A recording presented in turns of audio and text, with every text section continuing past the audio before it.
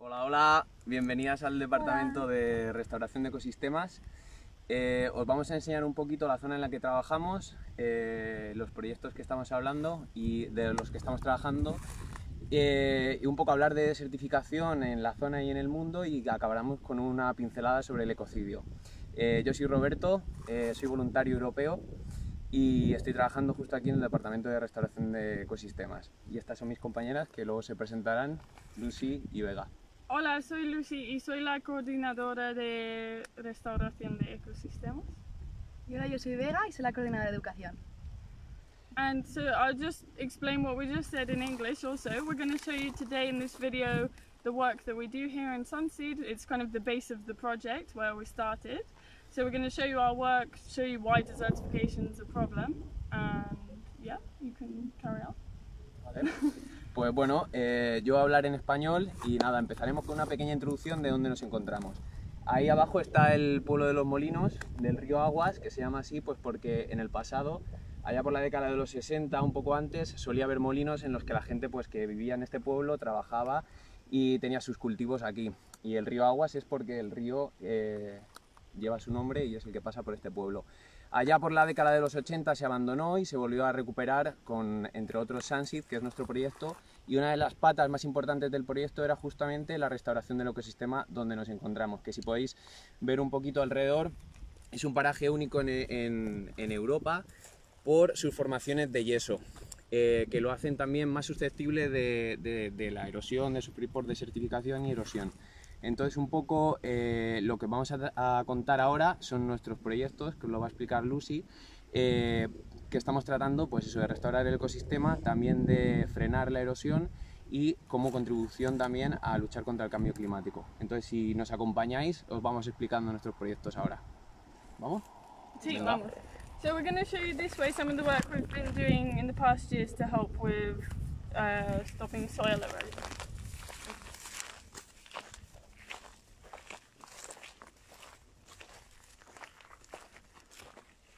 So can you see from here, Sabine? Can you see well the walls?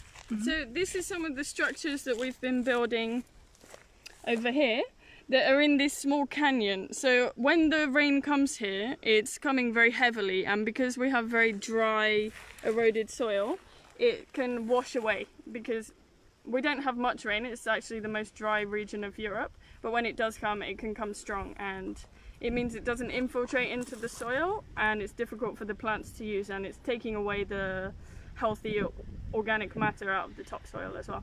So we're trying to slow that down basically and building these small dams with rocks, or we've done some also out of other natural materials that we find around. And the idea is to catch as much soil as you can and allow the water to then infiltrate into that area, because then you're slowing down. It's not producing a river that's just taking away the mountain. It's actually being stored in the landscape so that the plants are able to use it. And that's the idea, because soil erosion in the world is a huge problem that's growing, and it's it renews itself really slowly. So we need to save it as much as we can. It's important for growing food. It's also important for regulating climate change. So that's some of the reasons why we care about this.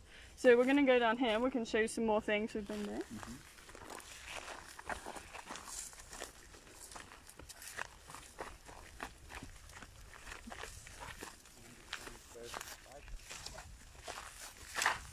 So this is one of the areas that's been quite highly degraded from in the past. I think they were using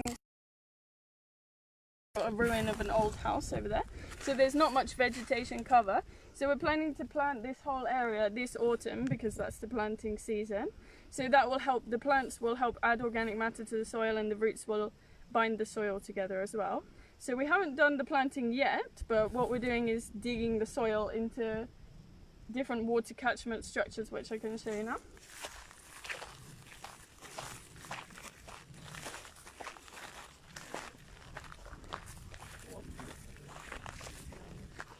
So here, I'm standing in between two swales, they're called.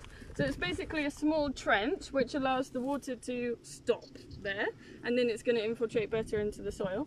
And then we have this side where we put the soil on the top that we're going to plant along there to hold it together, and then the plants will be able to access that water. and it's just to stop the water just coming down as a big river again. And we're working near the top of the hillside so that we can slow it down before it gets to the terraces at the bottom and destroys them with the speed of the water coming down. So the idea is to work from the very top and work along the hill as well, going all the way down. So this is the top of our work that we'll do this autumn. And also, if you want to help us plant this, we're going to be working on it this autumn, and we have a 2-week volunteering experience where you can come and get involved in all our work and learn about ecosystem restoration. It should be really fun, so have a look at our website. I'm off. So let's go. Now we're going to show you another work we've been doing. But now we're in the end of summer, so it's super dry. This is the driest period of the year.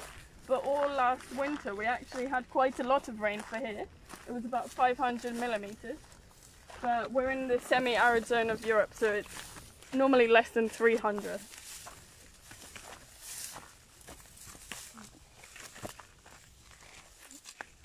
Here you can see some of the dams, how they've worked. We've got these plants that are really thriving off that extra water that they have.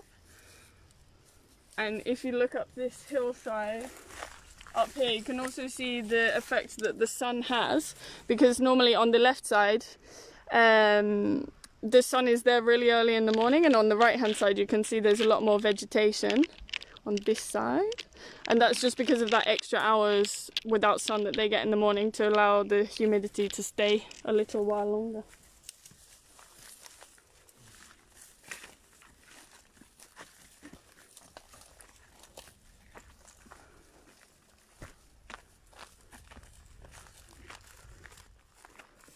So down here you can see an example of this big erosion that we're talking about with the high-speed water coming down. And this is something that we wanted to help to fix, because at the bottom of this erosion pathway, it's actually destroying one of our terraces because the speed of the water just pushes the soil away and there's nothing to hold it together. So we've made these small dams. I don't know if you'll be able to see. I can just point at it there. We use cañas from the river, so we cut the natural materials from around to build this natural small dam. And small dams are very different from the big industrial dams. We're not changing the rivers. We're just using it to keep a bit more water in the landscape and allow those plants to grow. So that's the idea. We'll see how it goes when it rains in the autumn. I'm looking forward to it and following all the rivers running around.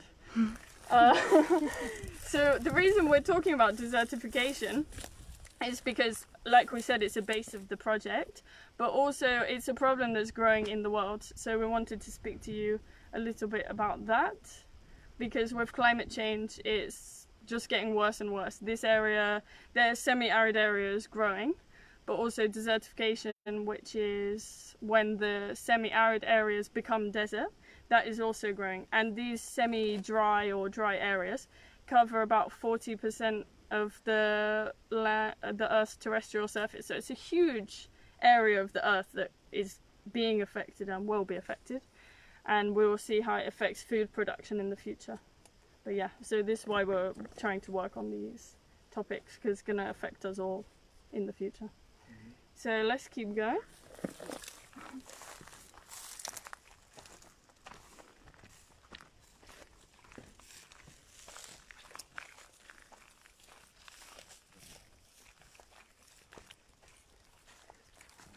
So we can see some nice charismatic plants that we have here. This is an old olive tree that we've got growing.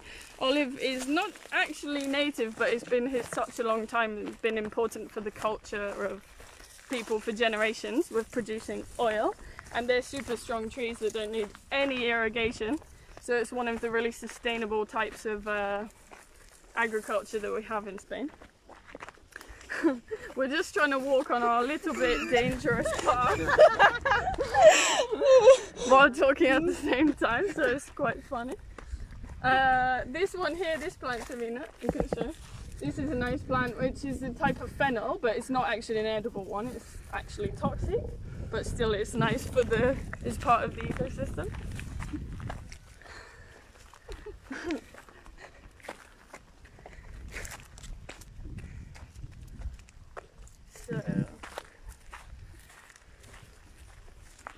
we didn't tell you about why desertification is growing in the world. I know I spoke about climate change, but we also have the other factors, which are destruction of ecosystems. So when in a dry area the trees are cut down, it's basically taking out any moisture that there is already there, and that means that it's very difficult for plants to regrow. So habitat destruction is one factor that's increasing this problem. And then we also have industrial agriculture, because basically they're draining the water either from the ground or taking it from the rivers and changing the natural ecosystems, plus pollution and all types of things. But the amount of land that we use for agriculture is huge, and these unsustainable methods that we use are a huge addition to desertification. It's a problem that we have here that we're going to speak more about when we get to the river. But I just wanted to show one thing here as well. It's another kind of small technology that we use to try and help with this erosion that we have and the water storage. So this is a bio-roll, it's called, and it's basically a lot of organic material together that's on the gradient of the land, and it's going to also help with absorbing water. So that's the idea of it. And here you can see some plants that were planted almost, I think, 30 years ago at the beginning of the project. Do you want to show it just there behind you? This nice big pine tree were some of the trees that were planted by our sunseed ancestors 30 years ago. And they're a nice species because they have really deep roots, and then it's making nice shade and cooling the area for the plants around to grow. But also I wanted to say that we're only using native species in the restoration work that we're doing, because it's really important to conserve this ecosystem as it is as well. We don't want to change it much more. We don't want to add more human pressure by our work that we're doing. So we're planting species that are local from the area, good for the animals that depend on them, rather than planting invasive things that grow fast. So that's our philosophy a little bit as well. Yeah.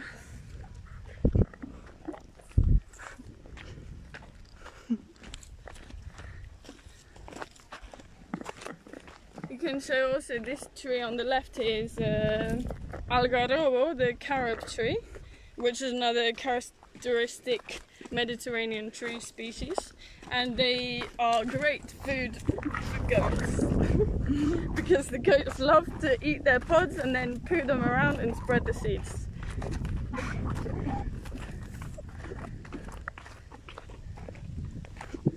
So now you can see the river down there, which is where we're heading towards. I don't know if there's a nice view from here. Yeah. So we're really lucky people living in the only oasis in the desert in Europe.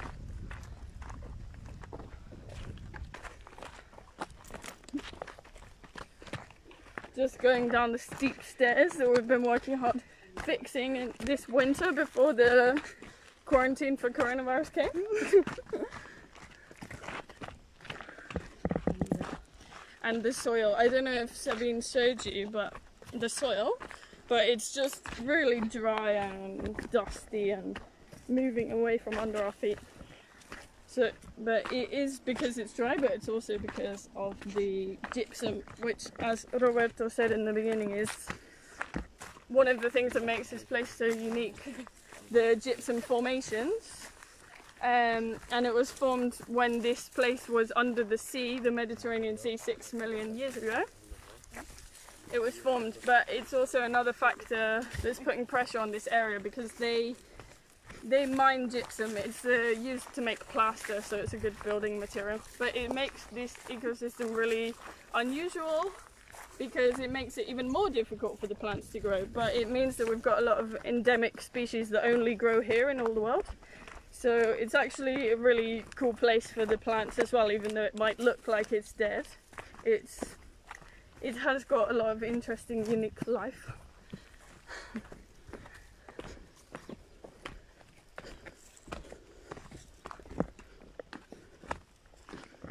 So now we're getting into the jungly looking part. And that's because we have water here. So it's completely different plant species. This way.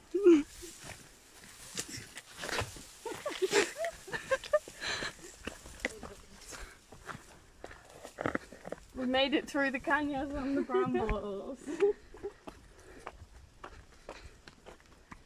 So I think Vega's going to explain to you a bit now about the Ecocide, and she's going to explain in Spanish, so I can just say briefly that basically the river comes from an underground aquifer, and this is being overexploited by the millions of intensive olive trees that there are just down the road from here. But traditionally olives were grown in dry, but now they're being grown in a very intensive way. And this is what I'm talking about, industrial agriculture being a big factor in making desertification worse. So Vega's going to explain it really nicely now, too. Bienvenidas, y nos encontramos ahora en la poza del río Aguas. Como ha explicado antes Lucy, nos encontramos en uno de los únicos desiertos que hay en Europa, y vimos un pequeño oasis, y es un poco la representación única de la naturaleza, porque afuera del cauce del río no se puede ver la mitad de estas plantas y especies que encontramos. Como comentaba también Lucy, esta zona, aunque veamos esta agua, no quiere decir que esto es la representación de todo el río Aguas en su cauce. En zonas como Mojácar o Turre, el río ya no tiene ningún cauce. Y esto realmente es una cosa excepcional, porque nos encontramos al lado del manantial donde surge el río Aguas. Debido a la explotación de los acuíferos, de los que brota el agua que aquí vemos, se está bajando mucho el nivel de agua y está afectando no solamente a la naturaleza que lo rodea, sino también a las comunidades que vivimos cerca.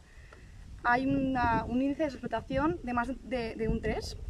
Entonces, por ejemplo, aunque veamos agua aquí, no quiere decir que el acuífero esté lleno, porque el agua del acuífero se llena a base de la infiltración que tiene el agua de lluvia, y eso tarda muchísimos cientos de años, miles de años en realmente llenar todos los acuíferos que dan agua al río.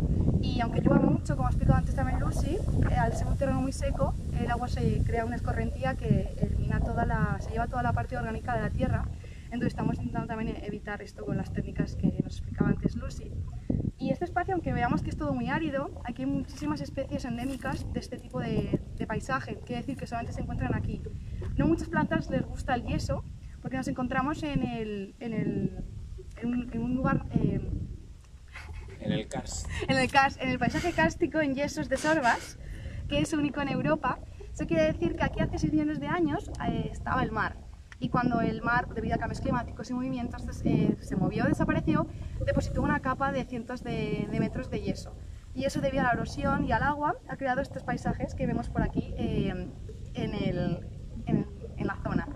Y tenemos, como había comentado, plantas que solamente se encuentran aquí, que son endémicas, que un poco se ha ido también enseñando Lucy en el camino. Entonces, el problema que tenemos es que si se sigue explotando los acuíferos por la agricultura intensiva, sobre todo de olivo, que hay por la zona, que sobre todo sucede por extracción de agua por sondeos, y está llevando un ritmo que no es sostenible, y ahora estamos haciendo las consecuencias. Hace ya más de 20 años que se sabe esto y sigue pasando. Hemos intentado de muchas maneras concienciar a la gente y también hablar con el ayuntamiento, con los gobiernos, para que nos intenten ayudar en este tema, pero bueno, poco a poco esperamos que crear conciencia y que cuidemos un valor tan importante como es el agua. Y bueno, por ejemplo aquí, si nos fijamos en el agua, igual no están, pero tenemos unas tortuguitas que son endémicas, tortugas moras, que yo creo que igual están durmiendo ahora mismo, pero suelen estar por aquí nadando con nosotros, y siempre intentamos concienciar a la gente que viene, sobre todo a que disfrutar de la poza, que tengan mucho cuidado con el ecosistema. O sea, realmente tenemos que intentar molestarlo lo menos posible. Entonces, si venimos aquí, dejarlo incluso mejor de lo que estaba, evitando tirar basura, no usamos químicos. A recomendar a la gente que venga aquí, si quiere, que se pongan cremas solares que sean biodegradables, que no contaminen el agua, porque estamos matando la fauna y flora autóctona de aquí. Y bueno, con esto quiero decir que todos tenemos que tener un poco participación en estos temas. No solamente es cuestión de los gobiernos en que hagan acciones, sino que nosotros como ciudadanos también nos movamos y protejamos el patrimonio natural que nos rodea. Entonces, con esto os invito a que leáis más sobre este tema, sobre el ecocidio del río Aguas. En nuestra página web también tenemos información sobre el tema, y iremos haciendo más talleres y contaremos más lo que está sucediendo aquí. Y bueno, por mi parte, os invito a que visitéis Sunset cuando... el año que viene, sobre todo, que no tendremos problemas con todo el tema del coronavirus. y espero que hayáis disfrutado de este tour y bueno, me voy a despedir con mis compañeros que tengo aquí. Muchas gracias. Muchas gracias. Adiós. Hasta luego. Adiós.